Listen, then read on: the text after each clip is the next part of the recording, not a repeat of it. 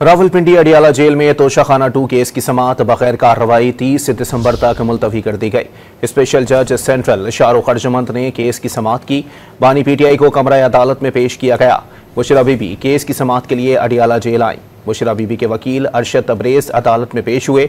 वकील सलमान सफदर और कौसैन फैसल मुफ्ती की जानिब से ज़ाती मसरूफियात के बाइस समाअत मुलतवी करने की इस्तदा की गई थी। वकला की अदम मौजूदगी के बाइस प्रोसिक्यूशन के गवाह का बयान रिकॉर्ड न हो सका। अदालत ने बगैर कार्रवाई तोशाखाना 2 केस की समाअत 30 दिसंबर तक मुलतवी कर दी।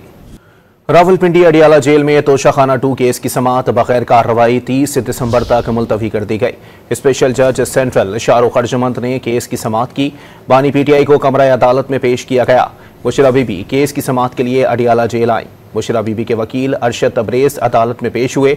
वकील सलमान सफदर और कौसैन फैसल मुफ्ती की जानिब से ज़ाती मसरूफियात के बाइस समाअत मुलतवी करने की इस्तदा की गई थी।